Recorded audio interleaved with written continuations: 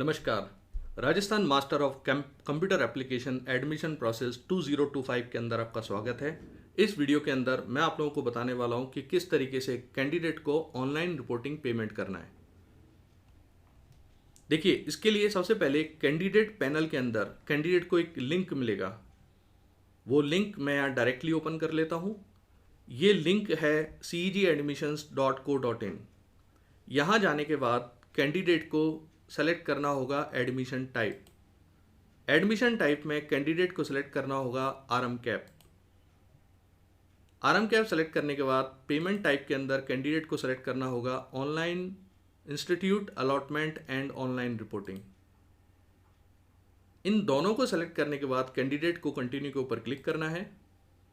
Continue के ऊपर click करने के बाद कैंडिडेट को अपना फॉर्म नंबर और पासवर्ड यहाँ एंटर करना है। फॉर्म नंबर और पासवर्ड जो आरएम कैप की साइट पर रजिस्ट्रेशन के दौरान क्रिएट हुआ था, वही फॉर्म नंबर एंड पासवर्ड से ही कैंडिडेट लॉगिन कर पाएगा।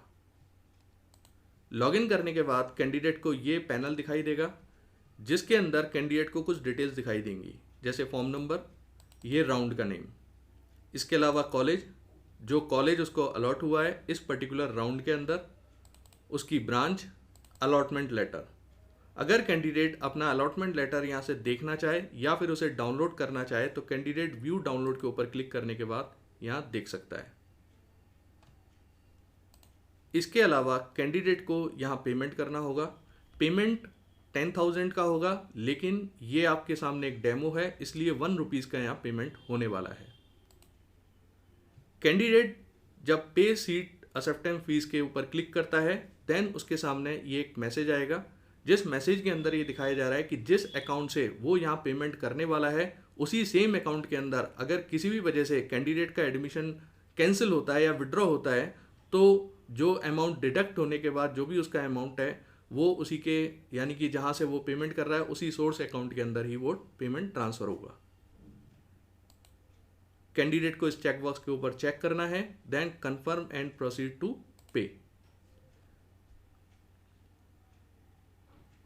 इस बटन के ऊपर क्लिक करने के बाद candidate SBI payment gateway integrator के पास जाएगा, जहां पर जाके उसको अपना पेमेंट करना है। जैसा मैंने आपको बताया कि ये एक डेमो है, इसलिए यहाँ 1 रुपीज़ का पेमेंट हो रहा है, अदरवाइज कैंडिडेट को 10,000 का पेमेंट करना होगा। पेमेंट करने के मल्टीपल ऑप्शंस हैं। अगर वो डेबिट कार्ड, क्रेडिट कार्ड से पेमेंट करना चाहे तो उससे कर सकता है, नेट बैंकिंग से कर सकता है, यूपीआई से कर सकता है, एनईएफटी कर सकता है।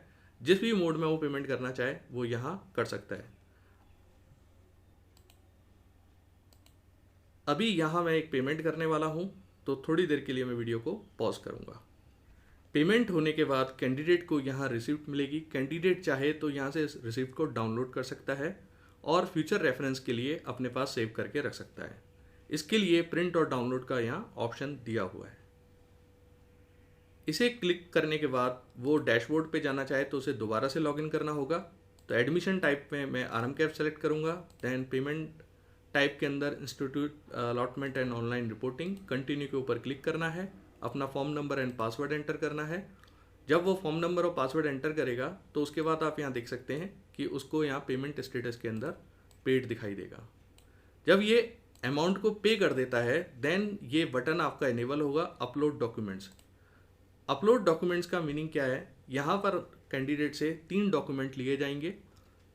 एक तो रिपोर्टिंग फी रिसिप्ट जो अभी क्रिएट हुई है, एक अलॉटमेंट लेटर जो यहाँ से वो देख सकता है और डाउनलोड भी कर सकता है, और एक चेकलिस्ट कैंडिडेट को कैंडिडेट पैनल के ऊपर मिल जाएगी, जिसके अंदर कुछ यूज़र से डिटेल्स मांगी जाएंगी। यहाँ पर सेलेक्ट करने के बाद जैसे मैं कुछ भी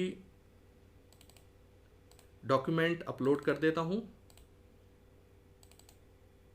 और अपलोड डॉक्यूमेंट्स के ऊपर क्लिक करता हूँ, तो मैसेज आएगा डॉक्यूमेंट्स अपलोडेड सक्सेसफुली।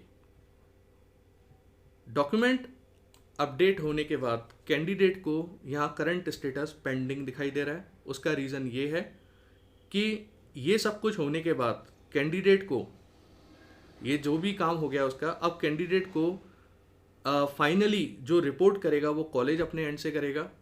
तो जब कॉलेज अपने एंड से उसे फाइनली रिपोर्ट कर देता है तो करंट स्टेटस के अंदर आएगा रिपोर्टेड। इसके अलावा कैंडिडेट अगर अपनी पेमेंट रिसिप्ट को देखना चाहता है, जो भी उसने पेमेंट किया है, तो इस लिंक के ऊपर उसे क्लिक करना होगा। जितने भी राउंड में उसका पेमेंट हुआ है उन सारे राउंड की रिसिप्ट यहाँ दिख जाएगी। यहाँ मल्टीपल आ रही है क्योंकि ये मल्टीपल ट्रांजेक्शन्स यहाँ टेस्टिंग के दौरान किए गए हैं। अगर किसी भी वजह से कैंडिडेट का जो पेमेंट है वो डिडक्ट हो जाता है लेकिन यहाँ पर स्टेटस में पेड नहीं होता है, तो उस कंडीशन में कैंडिडेट को क्या करना है, इस पर्टिकुलर लिंक के ऊपर क्लिक करना है, वेरीफाई योर पेमेंट स्टेटस। जब वो इस लिंक के ऊपर क्लिक करेगा तो कैंडिडेट का फॉर्म नंबर यहाँ ऑटोमेटिकली शो होगा और यहाँ कैंडिडेट को ट्रांजैक्शन नंबर डालना होगा। ये ट्रांजैक्शन नंबर ऑनलाइन रिपोर्टिंग के पेमेंट के दौरान कैंडिडेट को उसके ईमेल आईडी पर मिला हुआ होगा। तो जब भी वो अपना ट्रांजैक्शन आईडी नंबर डालेगा और अगर वो सही ट्रांजैक्शन नंबर डालता है और उसका पेमेंट अगर आरएम कैप पर क्लियर नहीं हुआ है तो ऑटोमेटिकली यहाँ से वो क्लियर हो जाएगा और कैंडिडेट को स्टेटस में पेड दिखाई देगा। तो ये कंप्लीट प्रोसेस है कि किस तरीके से कैंडिडेट को ऑनलाइन रिपोर्टिंग का पेमेंट करना है और अगर किसी भी वजह से ट्रांजैक्शन अगर फेल हो जाता है तो ट्रांजैक्शन को इनेबल करना है। Thank you so much.